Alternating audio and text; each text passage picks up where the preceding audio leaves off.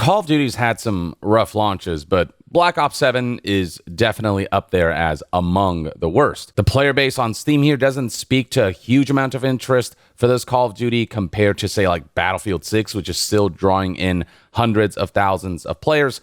And I know Black Ops 7 isn't just played on Steam, but generally Steam is a pretty good indicator, and it being basically like a tenth of what Battlefield achieved, just it isn't a good sign that it will be the superior first-person shooter as far as, commercial success is concerned. And then there is the reception surrounding its campaign, which many find it to be comical in how just like supernatural and surreal and fantastical it becomes. The level of absurdity that is seen on display in Black Ops 7's campaign is a far cry from the best campaigns Call of Duty has ever seen, which, once upon a time, it was a franchise focused on warfare and not whatever the heck all this craziness is.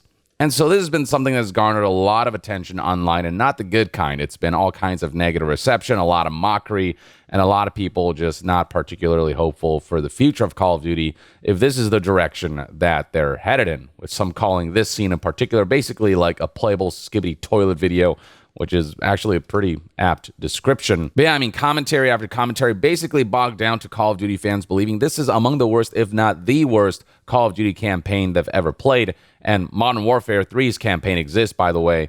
Plenty of people who are excited for the campaign now are like, what the F is this campaign? So on and so forth. You get the idea. And what makes it even more embarrassing is that this campaign is online only, even though you can play it single player. So even when you're playing by yourself, as a result of this always online requirement, there are no checkpoints. You can't pause at any point in the game. And if you idle for too long, you'll get kicked. If servers aren't stable or your internet connection isn't stable, you might get kicked or you might experience lag. And people have also discovered that when you're playing the campaign, even when you're playing solo, people can just like jump into your session and start talking to you. Why are you in my game? That's good advice, kid.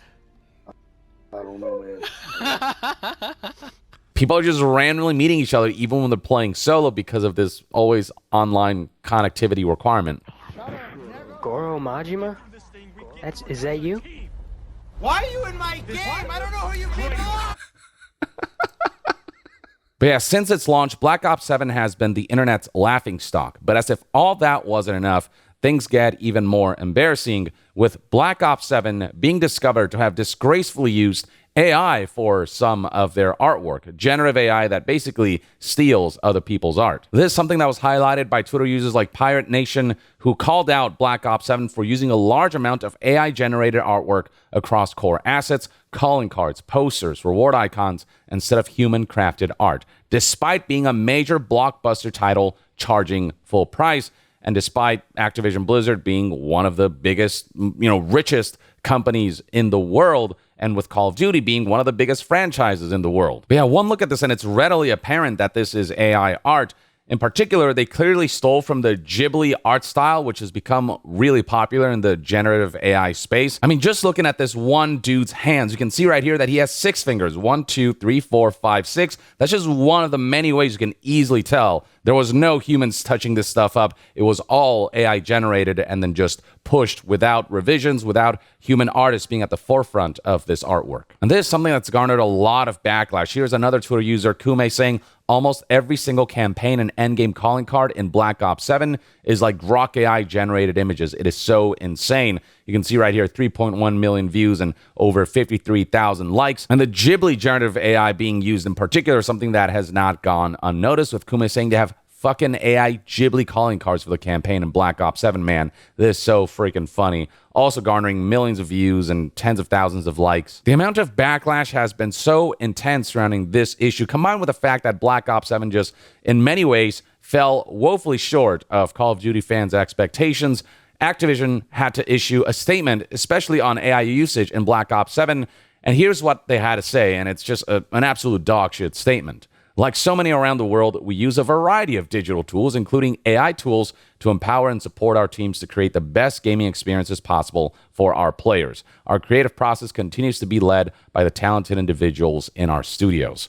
Except in the case of these calling cards and this stolen art, they didn't use AI as a tool to kind of, alleviate some of the more tedious processes for art that ultimately was primarily created by humans what they did there was essentially type a prompt and have that generate AI art that they just copied and pasted. And that AI art was a culmination of other people's artwork, like the Ghibli stuff. This kind of art is more AI-led than human-led. Not all AI is bad. We've seen ways in which AI has been tailored in such a way where it's about accelerating certain tedious processes. But with generative AI and theft of art in particular, that is ethically a huge no-no. And that is just something that they shamelessly engaged in without any attempt to hide it whatsoever. For a franchise as big as Call of Duty, for a development studio as big as Treyarch, and for a company as big as Activision Blizzard, the fact that they couldn't just hire human artists to just make artwork that, isn't rocket science, that you could have made and it look so much better than this, and it not be complete garbage and ethically just woefully questionable, it is laziness at its highest peak. These are not AI tools used to empower and support teams and create the best gaming experience. This is just AI tools used to create shortcuts that yield complete slop and then disempower your teams and developers, because you're saying that their artistic talents and what makes art, their humanity and their life experiences and all that stuff is completely useless. And you're showing that you're more than willing to discard your team's talents in favor of this crap. And in turn, you get worse results that diminish the gaming experience and ultimately yields a worse product for players. The only entity that wins here is the corporation who gets the cut costs, but at the expense of both the developers and the players, and then the product itself, the art form. Folks have already gone out of their way to make a parody of this statement that is actually more of a reality than the official statement, because this is actually what they're saying. So here's a statement that has gone viral that is a reinterpretation of the official Activision statement. Quote, "Like so many greedy corporations, we use a variety of cheap tools, including AI tools, to downsize and reduce our headcount to save the best amount of money possible for our shareholders. Our lazy-ass practices continue to be led by the financial numbers in our Q4 report."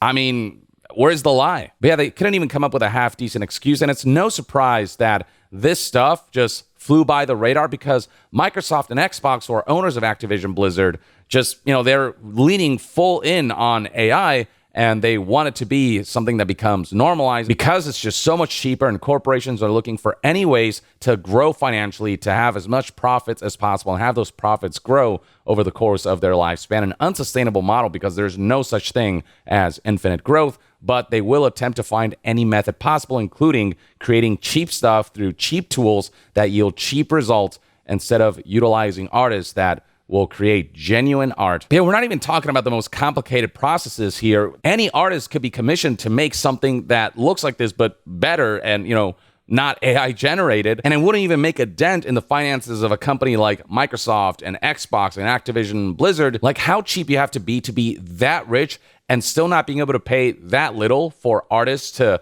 be able to generate proper art is insane. I mean, Paul Tassi put it best here with this satirical statement.